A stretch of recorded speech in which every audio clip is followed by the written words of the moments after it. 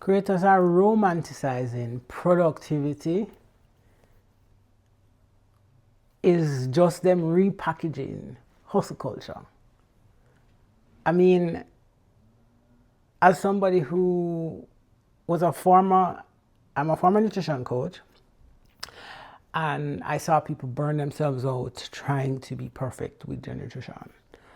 As a current creator, content creator, myself doing this 100-day daily video challenge, and as somebody who often talks about capacity, nourishing yourself, and having realistic expectations, this is something I see quite a bit right now, and it's got me chuckling, but also the reality of me, especially in being a content creator now and doing this 100-day daily posting of YouTube videos. I can see the enticing nature of hustle culture, because everybody's locked in. And while I'm locked in, what I'm mindful of is the trap of confusing productivity with progress. Because while this is my 41st video, or this is day 41 of me posting daily videos, what I would traditionally do is think, because I'm posting daily, I am going somewhere, I'm making progress. Maybe I am, but for me, it's less about the 41 videos and more about training my muscle, this muscle of showing up, as uncomfortable as it is on days when I don't want to, but building a habit of creating videos on YouTube. That's what this is for me, at least right now. And what I see a lot of is, this representation that we're doing these videos and it's productive, or creators talking about productivity, how many videos they posted, how many subscribers they get. And, the thing that's striking to me is that when I go to make a note of, I've been posting for 41 days and here's what's happened. And my numbers are nothing to write home about. They're very humble. Granted, I have videos that probably still have 0 views. There are a lot of videos that I've put out in the last 41 days that I'm lucky if it has more than 0 views. And once upon a time that would have gotten to me, and I would have slowed my roll or let it trip me up and not continue showing up. But I'm in a different space. And so I'm sharing that to say that productivity can be a trap. But also the way it is being marketed or packaged now, it's really just hustle culture. And this is not to say that if you're starting out, if you're just trying to build something, especially if you're trying to earn money, that some hustling has to be involved. No doubt about it. But it's when that hustle or being productive becomes that measure of you being successful or attaching your value and worth to it. And so, especially because, number one, what a lot of us see is the output. A lot of folks see the output. Why do I have this in my hand? A lot of folks see the output. We see the daily uploads, we see the calendars, we see the content pillars, we see the 5 a.m. routines, we see the big meal preps. What we see is the output, but we don't see the exhaustion that happens. We don't see the balancing that needs to take place with family and doing other things in life. We don't see, the health issues and sacrifices that might need to be made. Those are things we don't see. We don't see when you have a creative block or the fatigue that happens. We don't see the unfinished things in drafts or the unfinished projects that you may have started, and with trying to juggle so many things, you drop the ball on them. We tend to compare our messy or behind the scenes with what looks like highlight reels with other folks. And I think that's the first thing around productivity being romanticized now, is we see the output but we don't see what happens behind the scene. We see the organizer, content creator showing you the well-organized pantry and kitchen, but we don't see the bins filled with plastic that can't be recycled. We don't see the single-use plastic that has to be thrown away. We don't see the food that is wasted because all of it does not fit into the container and therefore can't fit in the fridge or in the pantry. What happens to all of those things? We don't see the background. We don't see the makeup content creator when the face break out because they use a particular product because they have to promote it. We don't see the food that gets wasted when you make a recipe and it fails and you have to do it over. We only see the output. And I think that's the trap, and that is the struggle that I have with this romanticizing of productivity and resurgence of hustle culture.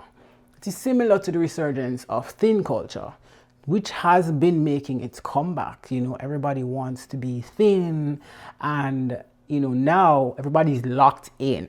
And that locked in is costing us.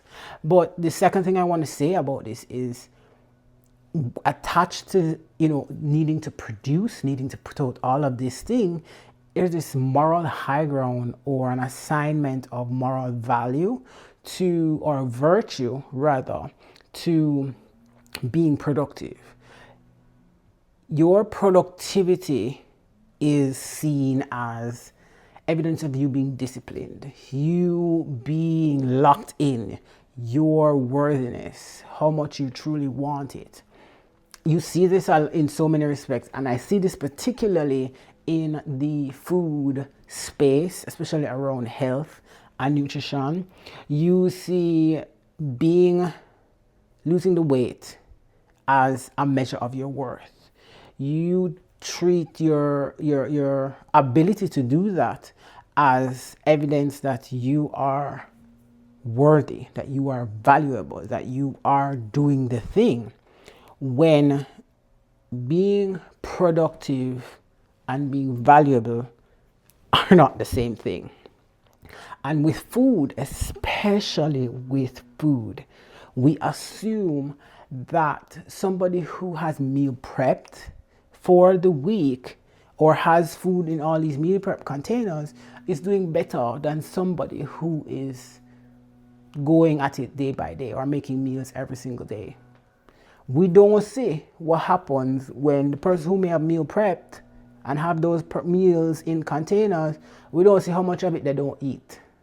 We don't see when they eat for 2 days and get tired of it and then order takeout. But we assume that because they have meal prep, then they are doing better than somebody who is choosing to cook every single night or choosing to cook nightly. You know what I mean? They're assigning productivity, or they're assuming that your productivity is a sign of you being morally superior, or there's moral virtue to you because you've done those things. In the food space, we see it. If you can eat clean, then it means you're morally better than somebody. If you eat organic, then you are doing much better than somebody else. When there are multiple ways to the same goal. And just because you are showing proof that you're doing the thing does not make you better than somebody else. And I see this quite a bit. Again, I go back to being in the food space. And it's again costing us. So what does this mean for costing us? Or how is it costing us? And one of the ways I think it's costing us is we are dismissing the fact that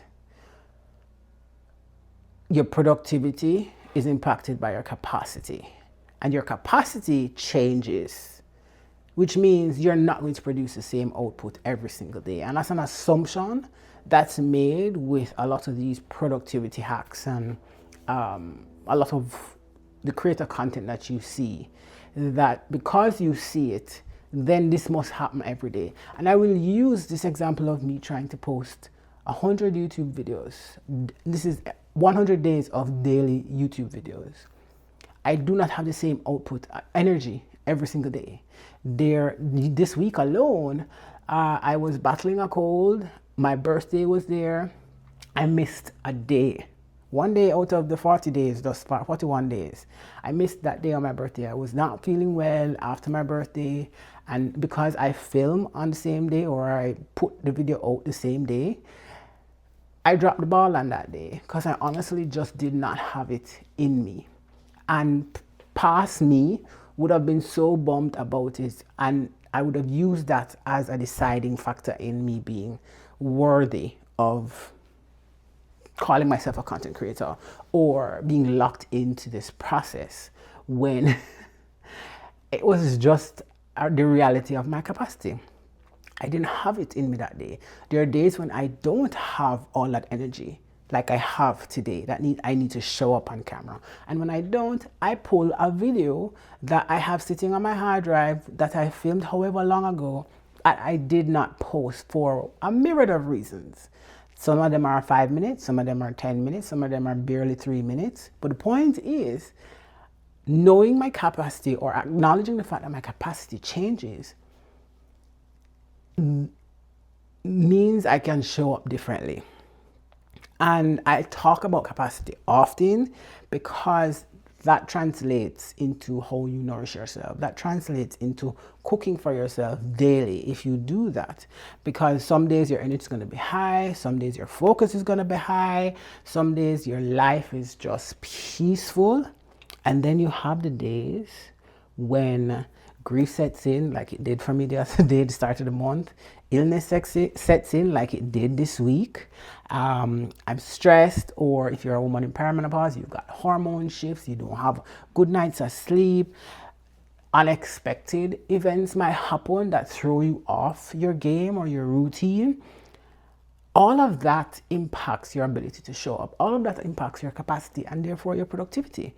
And creators often talk about producing these things or producing in general as if we have the same output every single day, and we don't. You don't. I don't.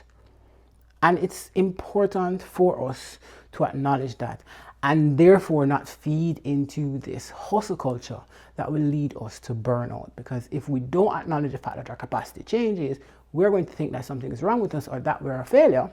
Or I'm going to think that I'm a failure because I can't produce at the same level every single day.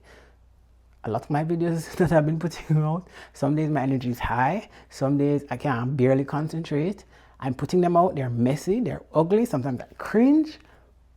But I accept the fact that I'm not going to give the same output every single day. I mean, I could follow all the formulas in the world. It still don't matter because I have to show up. I have to present myself in doing this content, in cooking a recipe, in filming it, and therefore sharing it. And part of that, or what impacts that, is my capacity. So that makes this whole hustle culture and productivity, pushing productivity, all the more problematic because it also puts pressure on you. As a content creator, it puts pressure on you to turn everything into content. And I've spoken about this in a previous video where there's this thing in the back of our heads that every hobby needs to become monetized or every hobby needs to become content. We need to make content out of everything or share everything when we do not. I mean, hobbies becoming content is one thing.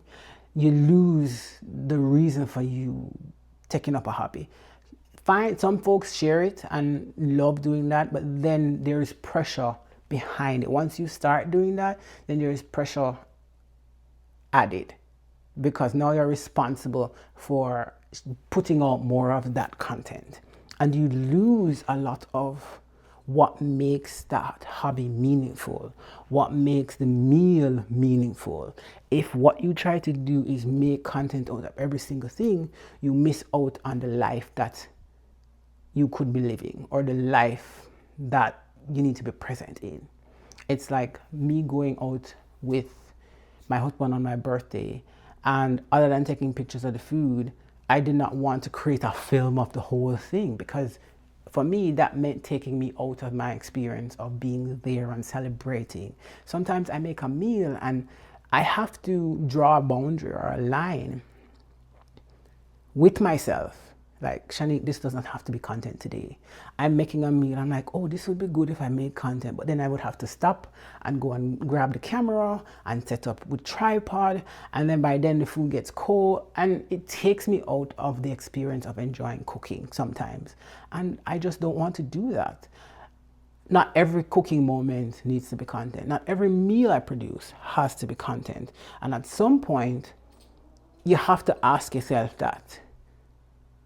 Are you going for meaningful, or does this need to become content? Because I think now, as a content creator, that's the urge you have to fight, which is, does this need to be content, or should I make this content? Versus, is this meaningful to me and therefore something I need to be present for? That's important. And again, once we chase productivity, we start losing that and make everything content. And therefore, I used this example before, going to a concert, and instead of being immersed in the concert, you're immersed in holding up that phone to record the concert. I'm not saying don't take clips, but I'm saying the moment that phone comes out, it takes you out of being fully present and immersed in the activity. And that's the pressure to turn everything into content. And that's part of the productivity trap, if you ask me. And then what this also do, as I talk about it taking you out of the experience, is that it, focusing on productivity, crowds out your ability to be curious. And again, I'm going to go back to food because that is my domain. Because when you try to turn everything into content and therefore be productive, as part of your productive process, it takes you out of wanting to explore, not wanting to, but it takes you out of the moment, and therefore you lose the space for exploring, for experimenting, for play, for learning, for thinking or deep reflection. You lose space for those things when everything is about productivity.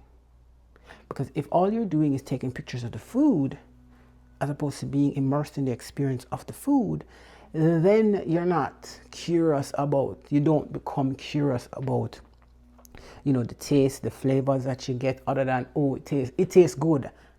But then if I were to ask you, what about it tastes good?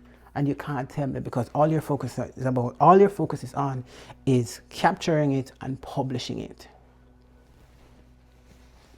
If I tell you go to if you go to if you take your dog out, for example, and you're focused on just capturing the dog and filming it and setting up the camera and all of that and producing that and sharing that, can you tell me all about what the experience of, engaging with your dog, what is that like? The stimulation that you're providing for your dog, the enrichment that you're providing for the dog, not just for the dog, but for you. What is that like? It's like me taking my dog for a walk. Nowadays, I don't go on my phone so much. When I'm walking my dog, it's strictly about walking the dog, because I am tuned in to what she's doing, paying attention to the things that she might sniff over and try to grab. I can't do that and be fully focused on that if I'm also on my phone and trying to capture the moment to put on my stories. I'll do bits and pieces of it, but for the most part, in fact, a lot of it nowadays, when I go for a walk, I'm just out for a walk. My phone barely comes out. I might take a picture of something I see that's captivating, but for the most part, my phone does not come out.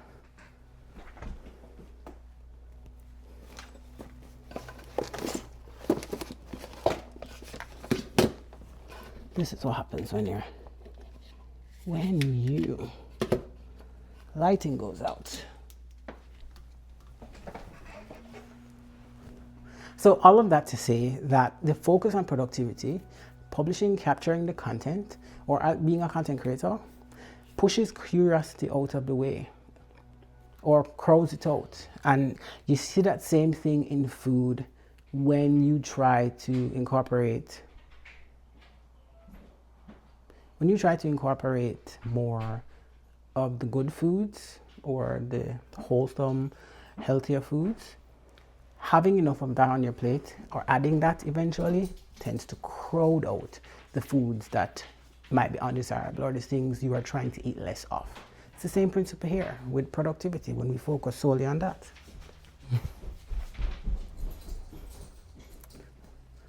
And all of that is costing us. I don't know what's costing you, but I think for me, especially as I'm doing this 100-day challenge of posting videos here on YouTube, the focus on productivity is costing. Or if I focus on how many views I get, how my subscribers are growing, if I focus solely on the numbers, I miss out on, or it costs me my ability to show up. It costs me my creativity, because then now I am going deep into the strategy and the algorithm, and I need to, game the algorithm.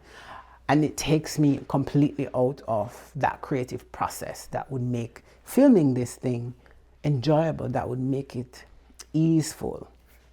And sometimes it's not easeful. Sometimes there's friction, but I work through it anyway. But the point is, focusing on numbers or focusing on the productivity aspect costs something. It costs my creativity. In fact, it costs rest, because I can tell you there have been a few nights where I did not upload a video like early in the day or make the video early in the day, and I'm up till almost midnight trying to get the video done.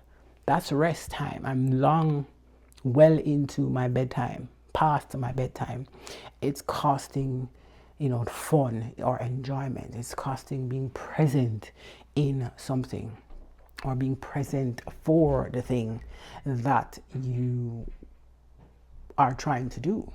It's costing you the ability to trust yourself, I think. So for me, when I think about the trap that is productivity, romanticizing productivity rather, when I think about the trap of it, I think about what it costs me. And sure, having KPIs or a certain measurable or certain metrics to work towards, I'm not saying not to place any importance on it. What I'm saying is, don't fall into the trap of only pushing productivity, because that's just hustle culture repackaged, and therefore pushing you out of being sustainable or having sustainable habits around creating content, of being present, of being curious, of realizing your, I wouldn't even say potential, that's not what I'm looking for.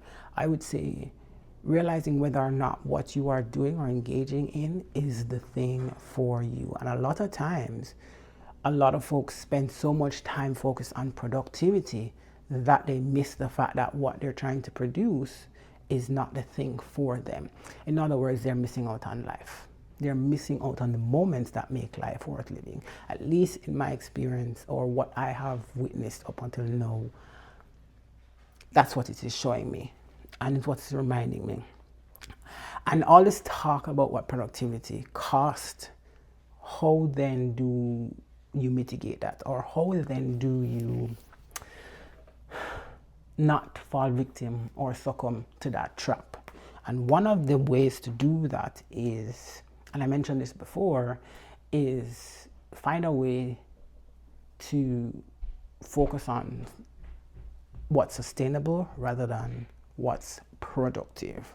And by that I mean, doing these daily videos, for example, a question to ask is, could I do this for the next year? Versus, can I do this just for the next 100 days? And the answer to that question points directly to whether or not it's sustainable for me. I've identified that me posting every single day the way I am now is not sustainable. And so I would have to find a way to make it sustainable. And for me, that might mean exploring batching content, which to this point I've resisted heavily. At the same time, trying to produce these videos on a day-to-day basis and posting at the same time is not sustainable for me. It can get to a point where I might resent it. But so far, I've gotten to the point where I'm like, I can't be bothered, but at the same time, I committed to doing this thing. And so it cost me a little sleep, a couple nights, because I've been up late or I waited too long to get the video out. But how then can I make it sustainable? So batching content is one thing I will have to explore. Or maybe shifting from after the 100 days, just finding a more suitable or less stressful way of putting out the content if I maintain the habit of filming and editing and pushing it out the same day. Right now, I'm doing very little editing to the videos, so creating them and pushing them out the same day can happen. Doing this for a year? No. I would then have to have the system of creating on a particular day, doing a couple of videos, and then batching, as in creating a batch of videos, and then maybe scheduling them as opposed to trying to do it on the go every single day. So shifting from producing or being productive to what is sustainable is a possible way of preventing falling into this trap, or preventing yourself from falling into this trap. At least this is what I'm thinking. The other thing is, what am I measuring? And the thing with productivity is we measure the output, which I mentioned before. We only see the output and we're measuring that output versus what is supporting you to give that output. So it connected to what's sustainable, because if what's sustainable is me not doing this daily, what is going to help me put out these videos consistently for the next year is not doing them daily. In order for me to not do them daily, I then have to have a way of creating the content so that I can put it out in whatever frequency I can, which means I need some kind of system, and that system is a support. And therefore, measuring what that support looks like. What is, instead of focusing on how much did I produce, as in those daily videos, it becomes, what system do I have in place that's going to support me in producing whatever the consistency I've decided on. So in this case, in order for me to continue doing this for the next year, and I might switch from daily to weekly, which means creating content ahead of time and scheduling it, which means I'll have to get used to that. And that is the thing I need to measure, that system, that support that I'm creating in order for me to put it out weekly.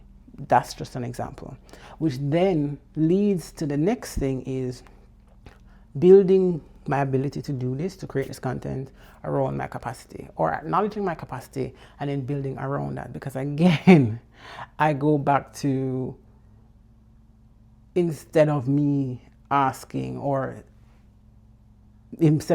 I should be able to do this every single day, it becomes, what can I do, or what do I have capacity to do realistically? And as I've stated before, realistically doing this every single day, or realistically having the same output every single day, is not realistic. And therefore, what do I do when I don't have the capacity? And I've shared this before, I shared it earlier.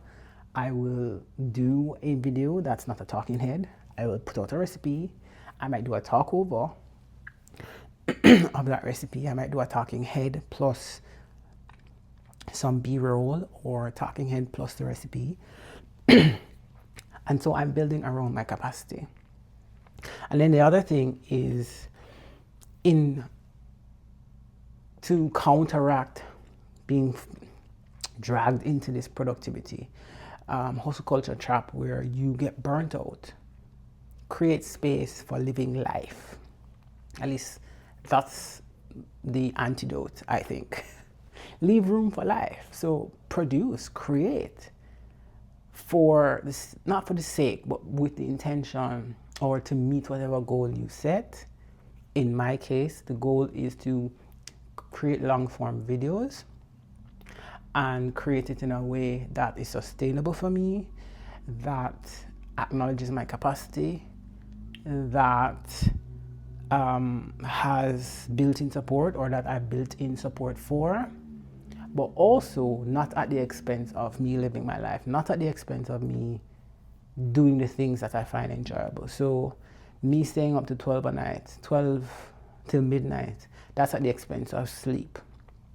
Do I want to continue doing that? No, I want to be able to go to bed on time and have a restful night of sleep. I want to be able to, if I'm going to stay up, watch a movie. Yes, it's a sacrifice sometimes, but to what end? Leaving room for life, for living my life, means experiencing the things I'm experiencing without needing to document it or make a video about it.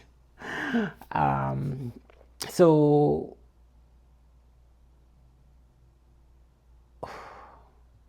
I just lost the train of thought. Even though I have the note here.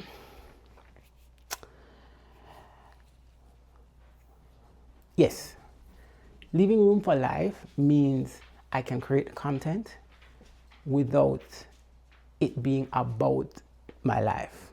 Yes, it's about aspects of it, but not everything needs to be documented, and not everything needs my attention so much, or the creative process or the content creation process should not be at the cost of other things in my life, should not be at the cost of me going to sleep, should not be at the cost of me going to take my dog for a walk, should not be at the cost of me being present with my partner at an event, or at date night, or going out, or whatever, or just being at home in each other's presence. It should not cost me that. So leaving room for life means acknowledging or setting up those boundaries where content is being created. I'm producing the content. I am, going after whatever metrics I've set, but I'm also taking care of me. And as I get older, I realize that being productive isn't something I am all gung-ho for. I'm not interested in being productive. I'm more interested in doing things that I can manage and sustain. That's really what is the key for me. And I think it's something that as creators, we have to ask ourselves or question, is it sustainable? Because again, if it's not sustainable, what happens? Burnout. And burnout comes when we don't have proper boundaries in place, we don't have the systems in place, we don't acknowledge our humanness and our capacity. And so what is your productivity costing you? Is the question you want to ask. And I've shared what the solutions are. And building your life around producing content is not one that I think is very fun. And a lot of creators are talking about that now. So as much as how you have creators pushing productivity, or productivity is being pushed now, everybody's locked in on a lot of fronts, whether it's your food content creator or lifestyle content creator, whatever kind of content creator. While productivity is being pushed now, there are also, I think, enough folks who have gone through that to recognize that it's not the end all be all. And so they are trying to build more sustainable businesses, because that includes their life, or that includes living their life. So the business is one, creating content is one, but so is living their life. And it doesn't have to be documented, and we won't always see that. And I think that is important. So productivity is great. It's just not everything. And you can't measure every valuable thing by any one particular output. In fact, always having, this output, always being output focused can get tiring, exhausting. We can't always optimize and maximize everything. because that's no way to live. I might sound repetitive and redundant right now, but I'm just making sure that I get the point across. Not everything can be measured. Some things just simply need to be lived. And honoring things like your capacity will help you, or has helped me, come to terms with that. So, sometimes the most productive thing I think that I can do is rest and not try to be productive. So go touch grass, go be whimsical, go dance, go play, go laugh. That is what's going to enhance productivity. Go rest, go take a nap. That's for me. That advice is for me. Take a nap. So if you found all of this helpful, go ahead, like and subscribe, and share this video with a creator you know that needs to not fall into this productivity trap. Or if you know that they're heading there, please send them this video and have them watch it. But more so, go ahead and subscribe to my newsletter to get your weekly dose of nourishing insights and